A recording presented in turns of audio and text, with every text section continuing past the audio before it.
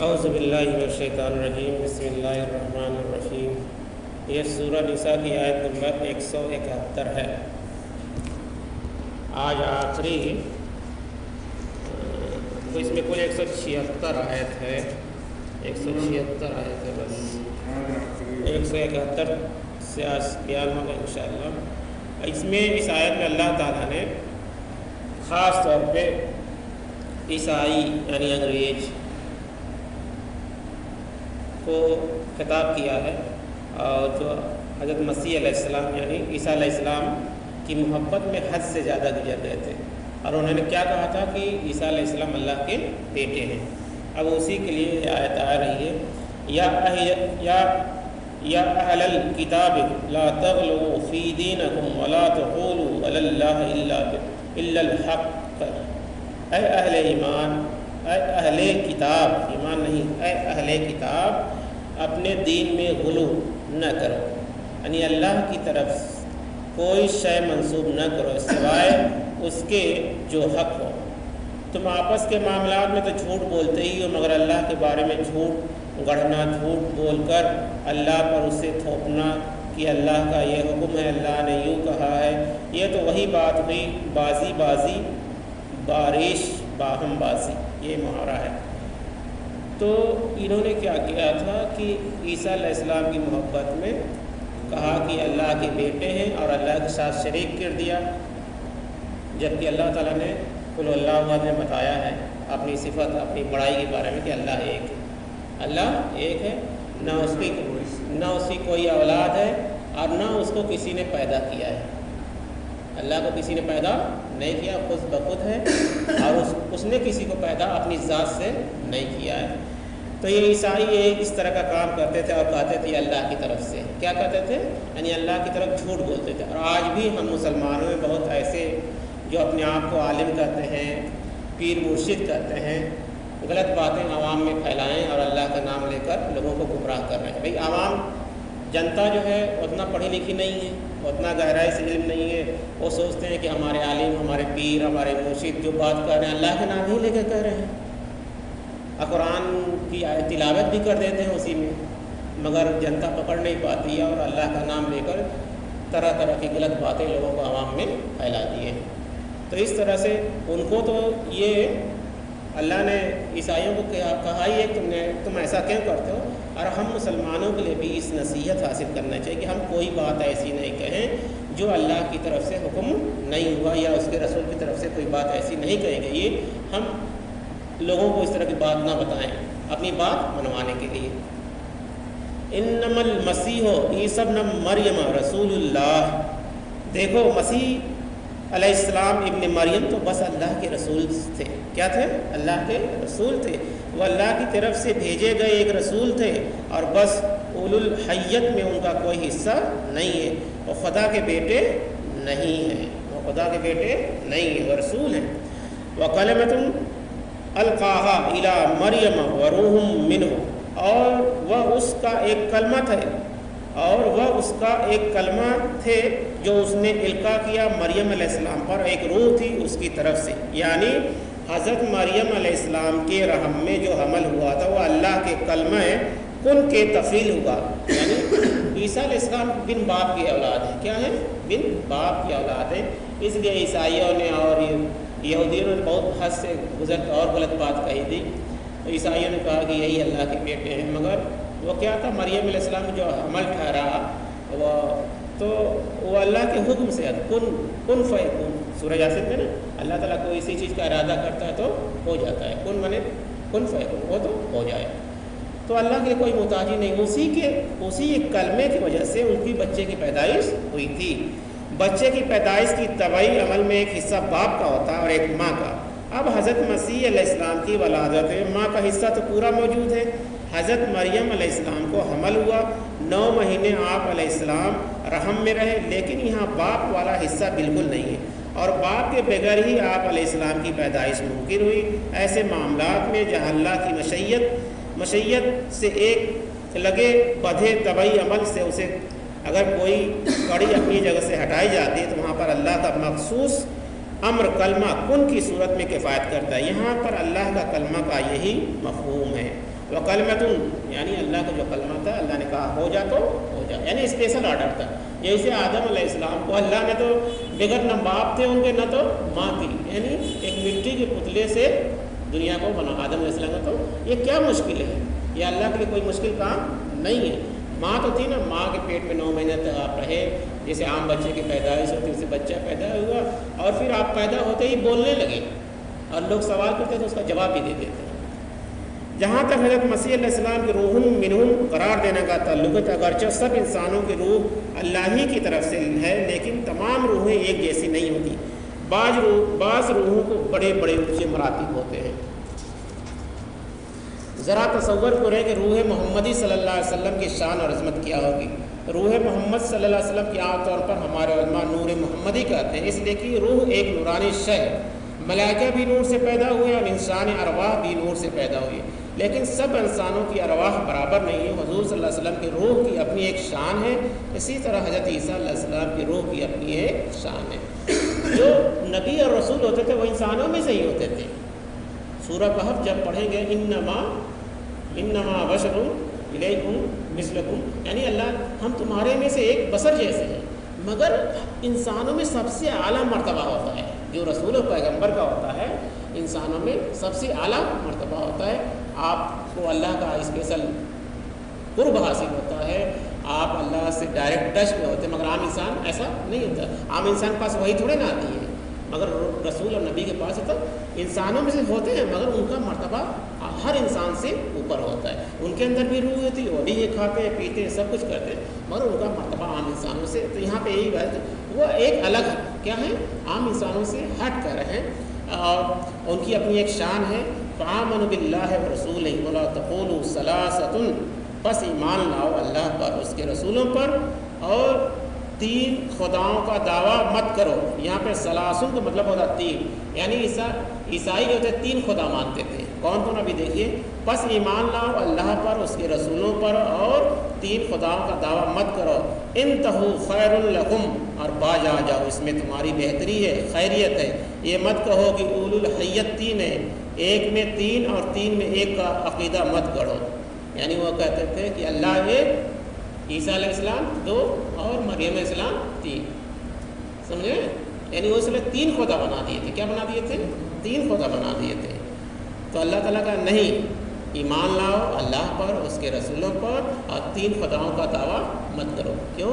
कि इस्लाम का ये सबसे बड़ा गुनाह है। इस्लाम के अंदर क्या, एक अल्लाह है, एक अल्लाह की इबादत करनी है, उसके साथ किसी को शरीक नहीं करना है। और आज भी बहुत से लोग खुदाओं को मानते हैं, जैसे हमारे हिंदुस्तान में कई बहुत से खुदाओं को लोग मानते हैं, गैर मुस्लिम भाई बहुत से खुदाओं को मानते हैं। तो मगर इस्लाम के अंदर ये बात नहीं है। एक अल्लाह की इबादत करनी, क्या करनी है? एक अल्लाह की इबादत करनी। इन्नमल्लाहु इलाहुन वाहिदुन सुब्हानहु व यकून लहु वलदुन, जान लो कि अल्लाह तो बस एक ही इलाह वाहिद है, उससे पाक है उसका कोई बेटा हो, वह इससे पाक है उसका कोई बेटा हो, यानी उसका कोई बेटा नहीं है। लहू मा फिस समावात व मा फिल अर्ज़ वक़फ़ा बिल्लाहि वकीला, आसमानों और ज़मीनों में जो कुछ है सब कुछ उसी का है और अल्लाह काफ़ी है बतौर कारसाज। यानी ज़मीन और आसमान के बीच जो कुछ भी चीज़ें हैं, जो कुछ भी शय हैं, इंसान, जानवर, चरिंद परिंद, नदी, तालाब, पहाड़, पेड़ पौधे, जो कुछ भी है, सबका मालिक कौन है? अल्लाह। क्या है? यही कहा जाता है, आसमान और ज़मीन में जो कुछ है सब कुछ उसी का है और अल्लाह काफ़ी है बतौर कारसाज। अल्लाह के लिए कोई मुश्किल नहीं है जी दुनिया बनाने में। भाई फ़ी सित्तति अय्यामिन सुम्मा इस्तवा अलल अर्श, हमने ज़मीन और आसमान को 6 दिन में बनाया। क्या दिन में बनाया? 6 दिन में बनाया। मगर याद रखिए वो 6 दिन दुनिया का नहीं है। जैसे कि हदीस में आता है कि जो आखिरत का 6 दिन है, दुनिया के 1 दिन और 1000 साल के बराबर होगा। क्या होगा? कई हो सकता है ये भी हदीस में रवायत हो, मगर 1000 साल के बराबर 1 दिन। हाँ, 1 दिन, ठीक है। तो अल्लाह ने इसको बना दिया और अल्लाह के कोई मुश्किल नहीं, बगैर पाए, बगैर खंभे के आसमान रुका हुआ। और आदमी आज उसमें सोच रहा है, गौर फिक्र कर रहा है। अल्लाह ने कहा तुम ज़मीन पर रुको, लोग चाँद पर जाने को बेकरार है, ठीक है। मगर अल्लाह का जो हुक्म है कि कहाँ पर रहना है? ज़मीन पर रहना है। तुम ज़मीन पर जाओ, अल्लाह की इबादत करो, अल्लाह के दीन को कायम करो। لن یستنکف المسیح ان یکون عبدا للہ والملائکۃ المقربون، مسیح علیہ السلام کو تو اس میں ہرگز کوئی یار نہیں کہ وہ بندے اللہ کا بندہ، اور نہ ہی ملائکہ مقربین میں اس میں کوئی یار ہے کہ انہیں اللہ کا بندہ سمجھا جائے۔ یعنی مسیح علیہ السلام کا تو اللہ کا بندہ ہونے میں اپنی شان محسوس ہوگی، جیسے ہم بھی حضور صلی اللہ علیہ وسلم کے بارے میں کہتے ہیں کہ نشہد ان محمدا عبدہ ورسولہ، پڑھتے ہیں نا نماز میں، روز پڑھتے ہیں تحیات میں، کیا پڑھتے ہیں؟ نشہد ان محمدا عبدہ ورسولہ۔ تو عبدیت کی شان تو بہت بلند ہے، یعنی میں گواہی دیتا ہوں کہ محمد صلی اللہ علیہ وسلم اللہ کے رسول ہیں اور اللہ کے بندے۔ عبد مانے کیا ہوتا ہے؟ بندے۔ اس لیے جب بھی اللہ کا جو نام آتا ہے اس کے پہلے عبد لگانا ضروری ہے۔ جیسے کسی کا نام رحمان ہے تو اس کو عبد الرحمان کر کے پکارنا چاہیے، صرف رحمان کر کے نہیں بلانا چاہیے۔ جیسے عبد الصمد ہے، صمد اللہ کا صفاتی نام، جو 99 نام ہے اس میں صمد بھی ہے، تو ہم صرف صمد کہہ کے نہیں پکاریں گے، اچھی بات نہیں، گناہ کے مستحق ہو جائیں گے۔ اس لیے عبد الصمد، عبداللہ، یعنی عبد مانے ہوتے بندہ، یعنی سب اللہ کے بندے، ٹھیک۔ عبد الستار، عبد الغفار، عبد الرزاق، یعنی عبد لگانا ضروری ہے، یہ قانون ہے گرامر کا کہ اللہ کے نام میں عبد لگانا ضروری ہے۔ تو عبدیت کی شان تو بہت بلند و بالا ہے، رسالت سے بھی اعلیٰ ہے، اور عرفہ ہے، ایک علیحدہ مضمون ہے جس کی تفصیل کا یہ محل نہیں ہے۔ چنانچہ حضرت مسیح علیہ السلام کے کوئی آر کی بات نہیں کہ وہ اللہ کے بندے، یعنی مسیح علیہ السلام تو کہتے تھے جب وہ دنیا میں تھے، ہجرت نہیں کیے تھے آسمان پہ، تو کہتے تھے میں اللہ کا بندہ ہوں۔ کیا کہتے تھے؟ میں اللہ کا بندہ ہوں، اس کا رسول ہوں، جو میں بات بتا ہوں اللہ کی طرف سے، تم ایک اللہ کی عبادت کرو۔ مگر عیسائیوں نے ایسا نہیں کیا۔ من یستنکف عن عبادتہ ویستکبر فسیحشرہم الیہ جمیعا، اور جو کوئی بھی آر سمجھے گا اس کی بندگی میں اور تکبر کرے گا تو ان سب کو اللہ اپنے پاس جمع کر لے گا۔ یعنی کوئی بھی انسان اگر اللہ کا بندہ سمجھنے اپنے آپ کو محسوس کرتا ہے، کمی محسوس کرتا ہے اور تکبر کرے گا تو اللہ اس کو اپنے پاس جمع کر لے گا، یعنی آخرت میں قیامت میں اس کو جمع کر لے گا اور اس کا حساب کتاب ہو جائے گا۔ جیسے شیطان نے کیا کیا تھا؟ اس نے بھی تکبر کیا تھا۔ کیا کیا تھا؟ اس نے بھی تکبر کیا تھا۔ جو آدم علیہ السلام کو اللہ نے بنایا تو اللہ کے بندے ہی تھے نا، مگر وہاں پہ اللہ کی حکم کی نافرمانی کی، جسے ہم ابلیس کہتے ہیں، اس کا نام عزازیل تھا، وہ جنوں میں سے تھا۔ کیا تھا؟ جنوں میں سے تھا، عزازیل نام تھا، مگر اس کا لقب ٹائٹل دے دیے گا ابلیس، ٹھیک ہے۔ تو اس نے اللہ کی نافرمانی کی، کہا ہے کہ آدم علیہ السلام تو مٹی سے بنے، ہم تو آگ سے بنے، ہم ان کو سجدہ کیا، یعنی اس کے اندر تکبر آ گیا۔ کیا تھا؟ گھمنڈ۔ اس لیے کہا جاتا ہے کہ تکبر بہت بڑی برائی ہے، اور جس نے تکبر کیا اس سمجھے اس نے وہ گھاٹے میں چلا گیا۔ تکبر صرف اللہ کے لیے، جس نے تکبر کیا اس نے اللہ کو ننگا کیا، یعنی اللہ کی چادر کو کھینچ دیا۔ یعنی تکبر صرف اللہ ہی کر سکتا ہے، کیونکہ وہی سارے جہاں کا مالک ہے۔ ہم تو کسی چیز کے مالک نہیں ہیں نا، ہم کسی چیز کے مالک ہیں، ہم اپنے جسم کے مالک تو ہے ہی نہیں ہیں، دنیا میں سب اللہ ہی کا ہے، تو ہم تکبر کس بات کا کریں گے؟ آپ نے دیکھا ہوگا کہ بہت سے لوگوں کے پاس پیسہ، روپیہ، مال، دولت آ جاتا ہے تو سمجھتے ہیں کہ یہ ہمارا ہے، مگر وہ اس کا کچھ نہیں ہوتا، وہ اللہ کا دیا ہوا ہے۔ کیا ہے؟ اللہ کا۔ دیکھتے ہیں وہ کچھ دنوں کے بعد وہ بھی روڈ پہ آ جاتے ہیں نا، ایسا ہوتا ہے۔ تو تکبر نہیں کرنا، انسان کو تکبر کرنا ہی نہیں ہے، یہ بہت بڑا گناہ ہے۔